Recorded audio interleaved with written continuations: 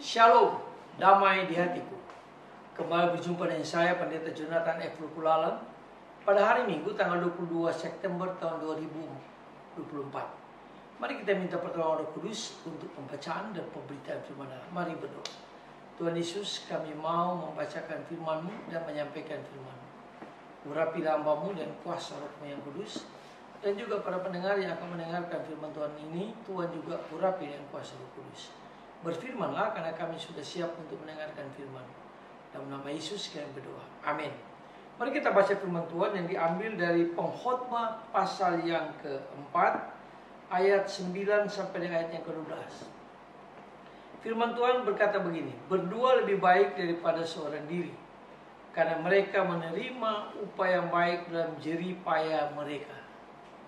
Karena kalau mereka jatuh, yang seorang mengangkat temannya, tetapi wahai orang yang jatuh yang tidak mempunyai orang lain untuk mengangkatnya. Juga kalau orang tidur berdua, mereka menjadi panas. Tetapi bagaimana seorang saja dapat menjadi panas? Dan bila mana seorang dapat dialahkan, dua orang akan dapat bertahan. Tali 3 lembar tak mudah diputuskan. Demikianlah firman Allah yang berbagi kita membaca, mendengar, dan melakukan firman Allah. Tema kita pada hari ini adalah kerjasama dalam pelayanan. Nah, saudara-saudara yang saya kasih dalam nama Tuhan Kristus, Allah dalam master plan-Nya membangun sebuah pelayanan di dunia yang terdiri dari orang-orang percaya yang rohani. Allah menetapkan 5 jawatan untuk hal tersebut atau untuk pelayanan itu. Nah, saudara saya kasih dalam Tuhan Kristus, kelima jawatan itu adalah rasul, nabi, penginjil, gembala, dan guru. Nah, kelima jawatan ini dimaksud memperlengkapi pekerjaan pelayanan pembangunan tubuh Kristus sambil terus-menerus bekerja sama.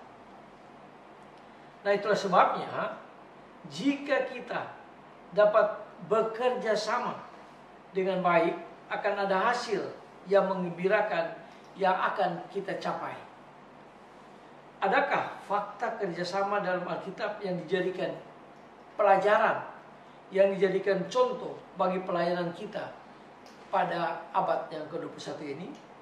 Fakta dalam Alkitab tentang bekerja sama yang mendatangkan hasil yang menggembirakan adalah yang pertama, Nuh dan seisi rumahnya dalam mempersiapkan bahtera keselamatan keluarga maupun keselamatan dunia. Itu dijelaskan dalam Kejadian pasal yang ke-6 ayat 9 sampai ayat yang ke-22.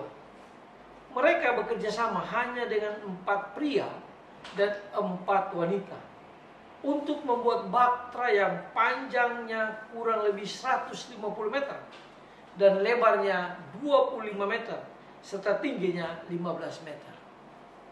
Mereka bekerja sama sejak anak-anak Nuh masih berusia setahun sehingga 100 tahun. Mereka terus bekerja sama tanpa dipengaruhi oleh kesulitan internal dan eksternal. Jadi ini yang pertama yang dicontohkan oleh Alkitab, bahwa Nuh dapat membuat bahtera keselamatan bagi dunia dan bagi keluarganya, karena mereka keluarga ini bekerja sama dengan Nuh. Itu yang pertama. Itulah sebabnya saudara dan saya dalam pelayanan pada abad ini, kita harus kerja tim dan bekerja sama supaya memenangkan banyak orang untuk berjumpa dengan Tuhan Yesus. Yang kedua, Musa, Harun, dan Hur, Yosua dalam peperangan dengan bangsa Amalek. Nah, saudara-saudara yang saya kasih dalam Tuhan Kristus, ini dijelaskan di dalam Keluaran pasal 17 ayat 8 sampai dengan ayat yang ke-16. Mula-mula Musa mampu mengangkat tangan sendiri, tetapi lama-kelamaan tangannya menjadi penat, tangannya capek.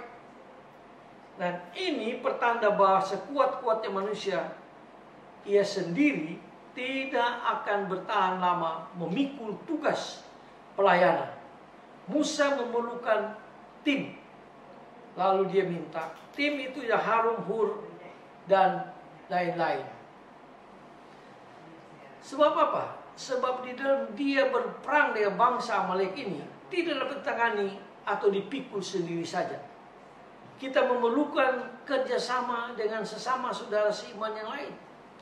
Jadi Musa membutuhkan kerjasama dengan teman-teman sepelayanan yang lain. Sehingga tangannya terus berangkat, berdiri tegak. Dan akhirnya bangsa Amalek kalah dan Musa menang.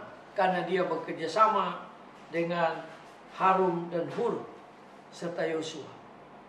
Nah, saudara-saudara yang saya kasih dalam Kristus, tugas pelayanan yang besar adalah tugas kita semua. Bukan tugas sebagian orang saja. Atau bukan tugas istri, bukan tugas orang tua, atau para pendeta saja. Tapi ini kerjasama, tugas kita bersama untuk memenangkan sebanyak mungkin jiwa sebelum Tuhan Yesus datang kembali untuk berjumpa dengan Tuhan Yesus. Jadi hal kerjasama itu sangat penting di dalam pelayanan kita di akhir zaman ini atau di abad yang ke-21 ini. Lalu yang ketiga, kita lihat orang-orang yang membawa orang lumpuh. Itu dijelaskan di dalam Markus pasal yang kedua ayat 1-11. Mereka mungkin saja berbeda usia, tinggi badan, panjang pendek, langkah kaki, dan daya tahan tubuh. Tetapi mereka bekerja sama dengan baik. Mereka mengangkat akan orang lumpuh ini sampai dia masuk ke atap rumah dan dia bertemu dengan Yesus. Lalu orang lumpuh itu sembuh. Nah, mereka menerobos orang banyak yang sedang berkerumun bukanlah perkara mudah, apalagi dengan membawa usungan orang yang lumpuh. Tapi mereka tidak putus asa, mereka terus bekerja sama sampai orang lumpuh itu berjumpa dengan Tuhan Yesus. Dan akhirnya Tuhan Yesus menjamah orang lumpuh itu, lalu dia sembuh, bisa bangkit dan berjalan pula.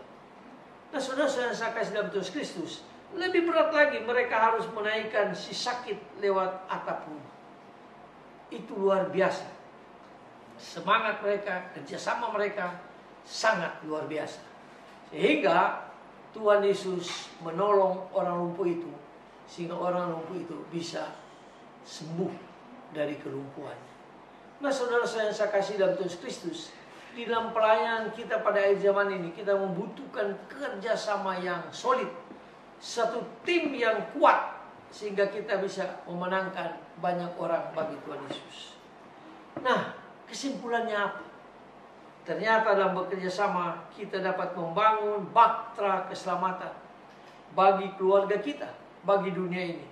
Kita dapat membangun kehidupan doa yang berkemenangan dan memberi pertolongan kepada sesama kita dengan sebaik-baik mungkin. Marilah kita mengembangkan pelayanan dengan bekerja sama satu tim yang solid untuk memenangkan sebanyak mungkin jiwa bagi Tuhan Yesus. Terpujilah Tuhan Yesus, sampai kita berjumpa di kesempatan yang lain. Mari kita berdoa. Tuhan Yesus, tolong kami supaya kami dalam pelayanan di akhir zaman ini dapat bekerja sama satu sama yang lain. Dengarlah doa kami Tuhan, dan ampuni dosa kami. Dalam nama Yesus kami berdoa. Haleluya. Amin. Terpujilah Kristus, sampai berjumpa di kesempatan yang lain.